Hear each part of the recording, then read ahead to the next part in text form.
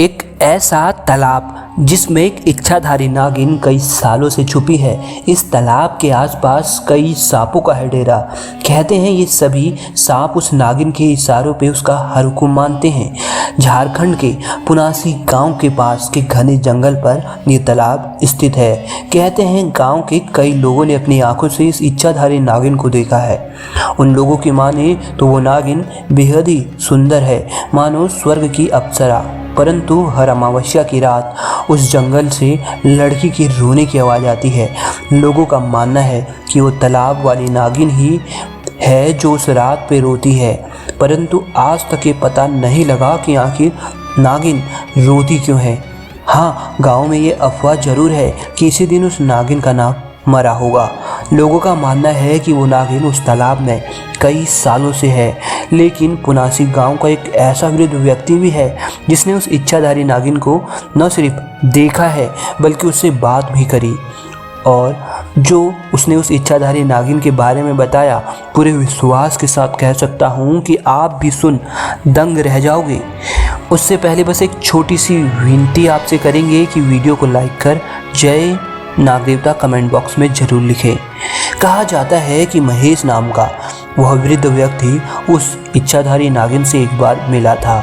जब उनसे बात करी गई तो वे बताते हैं कि जब मैं करीब 17 साल का हूँगा तो उस समय मेरी माँ मुझे पालने के लिए लोगों के घर जाकर बर्तन धोया करती थी, उनके घर का काम किया करती थी, जिस कारण मेरे स्कूल में मुझे मेरी माँ की वजह से जलील किया जाता था। एक दिन गुस्से में मैं अपनी माँ को छोड़ पास जंगल की ओर भाग गया, परंतु जैसे जैसे रात होने लगी मुझे डर लगने लगा। वो रात पूर्णमासी की थी और चांद से इतनी रोशनी हो रही थी कि सब कुछ साफ दिख रहा था। उसी रोशनी में मेरी नज़र एक अनोखे दृश्य पर पड़ गई। मैंने कुछ दूरी पर ही देखा कि चांद की रोशनी पर कुछ सांप मनुष्य का रूप धारण कर रहे हैं।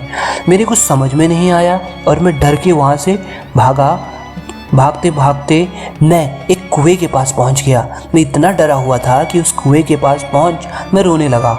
तभी मुझे पायल के बजने की आवाज़ आती है, मानो कोई धीरे धीरे मेरी तरफ चला आ रहा हो। तभी मैंने देखा मेरे सामने एक सुंदर सी स्त्री खड़ी है। वो मुझे देख बोली, इतने घने जंगल में तुम इतनी रात क्या कर रहे हो और रो क्यों रहे हो?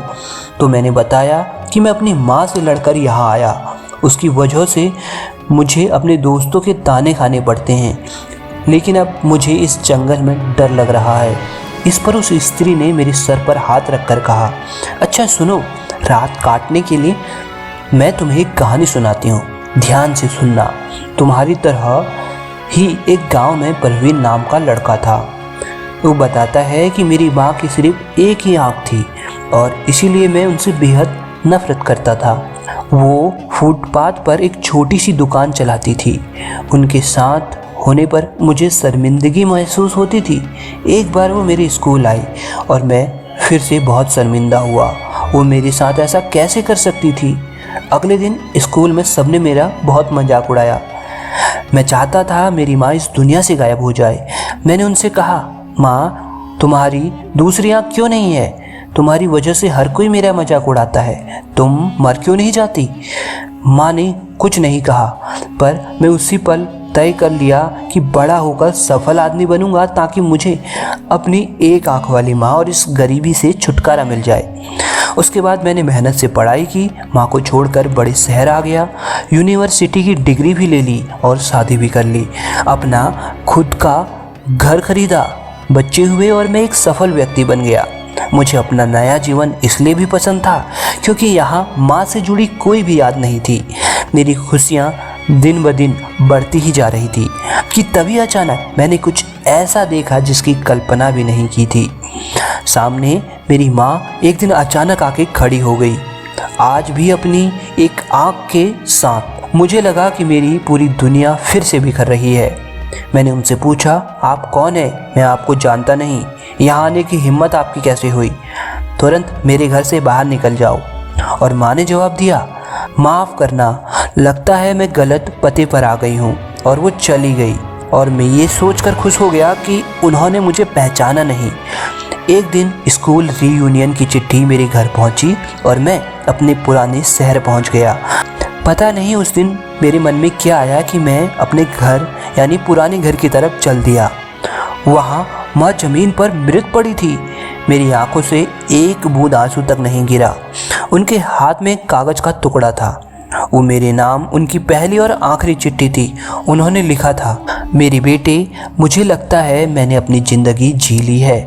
मैं अब तुम्हारे घर कभी नहीं आऊँगी, पर क्या यह आशा करना कि तुम कभी कभार मुझसे मिलने आ जाओ गलत है? मुझे तुम्हारी बहुत याद आती है। मुझे माफ़ करना कि मेरी एक आँख की वजह से पूरी ज़िंदगी तुम्हें शर्मिंदगी झेलनी पड़ी। जब तुम छोटे थे ना, तो एक दुर्घटना में तुम्हारी एक आँख चली गई थी। एक माँ के रूप में मैं ये नहीं देख सकती थी कि मेरा बेटा सारी ज़िंदगी सिर्फ एक आँख के सहारे जिए, इसीलिए मैंने अपनी एक आँख तुम्हें दे दी। मुझे इस बात का गर्व था कि मेरा बेटा मेरी उस आँख की मदद से पूरी दुनिया के नए आयाम देख पा रहा है। मेरी तो पूरी दुनिया ही तुमसे है। चिट्ठी पढ़कर मानो मेरी दुनिया बिखर गई और मैं उसके लिए पहली बार दिल से रोया, जिसने अपनी ज़िंदगी मेरे नाम कर दी थी, मेरी माँ। ये सुन महेश मानो सुन्न सा रह गया। अब उसे अपनी माँ की अहमियत का अंदाज़ा हो गया था और उसे अपनी माँ के पास जल्दी जाना था ताकि वो अपनी माँ को गले से लगा सके। सुबह भी हो चली थी। उसने उस स्त्री से कहा, अभी मुझे जाना है, और दौड़ के घर की तरफ भागा। परंतु अभी वो कुछ दूरी पर ही गया होगा कि उसे याद आया कि उसने उस स्त्री को धन्यवाद तो दिया ही नहीं जिसने उसको सही रास्ता दिखाया।